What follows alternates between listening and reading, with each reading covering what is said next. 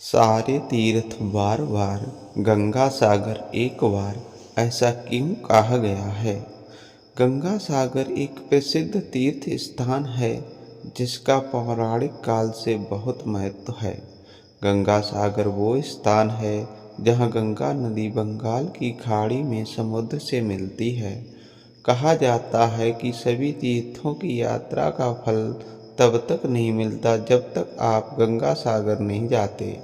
मकर संक्रांति के दिन गंगा सागर में स्नान दान का सर्वाधिक महत्व बताया गया है। सारे तीर्थ बार बार, गंगा सागर एक बार, इस कहावत के पीछे दो कारण बताए जाते हैं। पहला कारण, गंगा सागर को महातीर्थ कहा गया है क्योंकि माना गया है कि सारे तीर्थ का फल गंगा सागर आने से मिल जाता है। ये वो स्थान है जहाँ पर गंगा नदी के स्पर्श से राजा सगर के 60,000 पुत्रों को मुक्ति मिली थी। इसलिए कई श्रद्धालु लोग यहाँ आकर अपने पितरों का श्राद्ध, तर्पण व पिंड दान करते हैं और पूर्वजों की मुक्ति की कामना करते हैं। इस कारण से लोग एक बार तो गंगा सागर की यात्रा जरूर करना चाहते हैं। इसलिए कहा गया है, सारे तीर्थ बार बार, गंगा सागर एक बार। पुराणों में भी गंगा सागर में दान और स्नान को धार्मिक और आध्यात्मिक दृष्टि से काफी महत्वपूर्ण बताया गया है। दूसरा कारण, कोलकाता से गंगा सागर जाने के लिए पहले 86 किलोमीटर दूर काकद्वीप जाना होता है, जहां हारवुड पॉइंट से 3.5 किलोमीटर स्टीमर नाव के जरिए सागर द्वीप पहुंचते हैं। इसके बाद सागर द्वीप पर 32 किलोमीटर यात्रा करने के बाद गंगा सागर तीर्थ आता है। पुराने समय में ये यात्रा काफी दुष्कर और कठिन थी।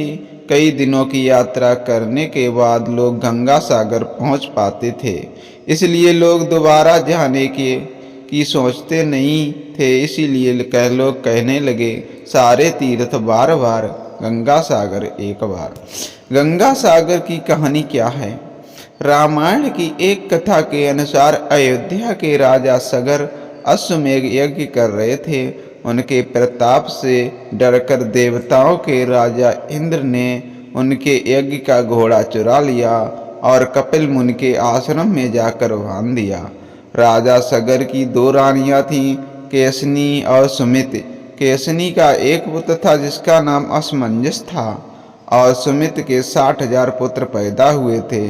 असमंजस बहुत उदंड था और प्रजा के लोगों को बहुत कष्ट देता था। इसलिए राजा सगर ने उसे अयोध्या राज्य से निकाल दिया।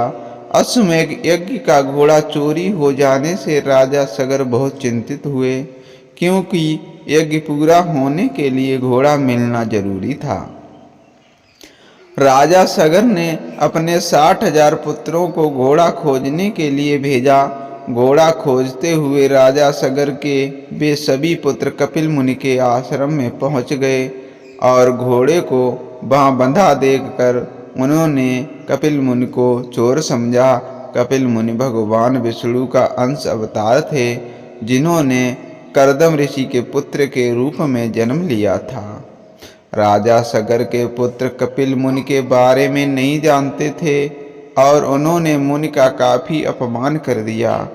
इस अपमान से क्रोधित होकर कपिल मुनि ने राजा सगर के पुत्रों को श्राप दिया कि तुम सब अभी भस्म हो जाओ। मुनि के श्राप देते ही तुरंत राजा सगर के 60,000 पुत्र वहीं भस्म हो गए। जब काफी समय बाद राजा सगर के पुत्र वापस नहीं आए तो उन्होंने अपने पुत्र अंशुमान, जो कि असमंजस का पुत्र था, अपने चाचाओं का पता लगाने के लिए भेजा। अंशुमान भी खोजते खोजते कपिल मुनि के आश्रम पहुंच गया। वहां उसने यज्ञ का घोड़ा और हजारों की संख्या में स्थित पिंजर और राख देखी तो वो समझ गया कि क्या हुआ होगा। अंशुमान ने कपिल मुनि की स्तुति की और कृपा की प्रार्थना की।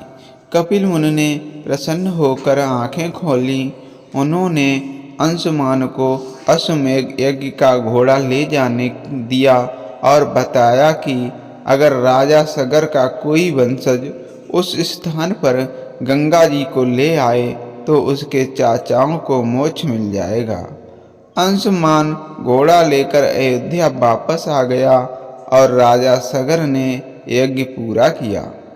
राजा सगर ने अगले 30,000 वर्ष तक राज्य किया। फिर वे अंशुमान को राज्य सौंप कर स्वर्ग सिधार गए। अंशुमान ने गंगा जी को पृथ्वी पर लाने का बहुत प्रयास किया, लेकिन वो अपने जीवन में सफल नहीं हो पाया।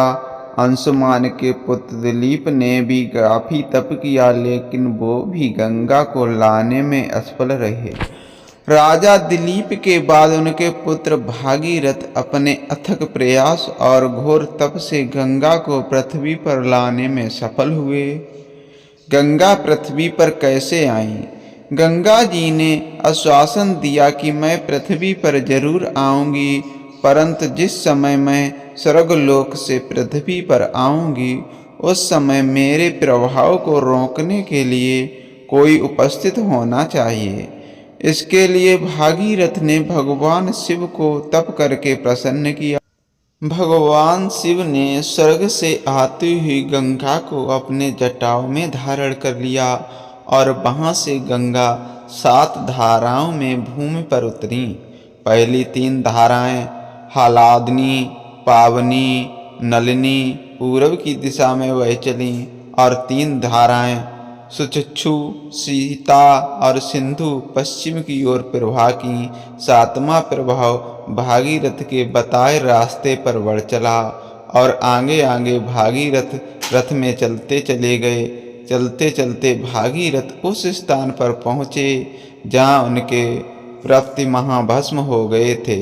माँ गंगा उनके अवशेषों के ऊपर से बहते हुए राजा सगर के 60,000 पुत्रों का उद्धार करते हुए जाकर सागर में मिल गईं। राजा भागीरथ ने गंगा जी को पृथ्वी पर लाया, इसलिए गंगा का एक नाम भागीरथी भी है।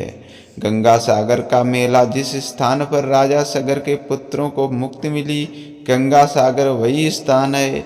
यहाँ पर कपिल मुनि का मंदिर है जहाँ लोग दर्शन के लिए जाते हैं। गंगा जी जिस दिन पृथ्वी पर अवतरित हुई वो मकर संक्रांति का दिन था। संक्रांति के दिन गंगा सागर में स्नान का बहुत महत्व है, इसलिए हर साल मकर संक्रांति के दिन गंगा सागर में विशाल मेला लगता है जहां लाखों लोग स्नान और दान के लिए आते हैं। गंगा सागर का मेला 5 दिन तक चलता है। इस दौरान तीर्थयात्री लोग मुंडन, श्रद्धा, पिंड दान और समुद्र में पितरों का जल अर्पित करते हैं। गंगा सागर में कपिल मुनि का प्राचीन मंदिर था जो कि समुद्र में समा गया। 1973 में यहाँ कपिल मुनि का नया मंदिर बना जहाँ श्रद्धालु और तीर्थयात्री दर्शन के लिए जाते हैं। गंगा सागर गंगा नदी का एक छोटा सा डेल्टा द्वीप है जिसकी आबादी करीब 2 लाख और क्षेत्रफल 282 वर्ग किलोमीटर है। सागर द्वीप के एक और बंगाल की खाड़ी और दूसरी ओर बांग्लादेश है। इस सुंदर द्वीप को ज़्यादातर क्षेत्र में घने जंगल हैं। कपिल मुनि के मंदिर व आश्रम के अलावा यहाँ महादेव मंदिर, शिव शक्ति महानिर्वाण आश्रम, भारत सेवा आश्रम, संघ का मंदिर, धर्मशालाएं भी हैं। दोस्तों, आपको यह जानकारी एवं कथा कैसी लगी कृपया कमेंट करके ज़रूर बताएं। वीडियो पसंद आया हो तो लाइक करें और ऐसी ही और भी बहुत सारी कहानियाँ, कथाओं एवं जानकारियों को सुनने के लिए चैनल को सब्सक्राइब ज़रूर करें। धन्यवाद।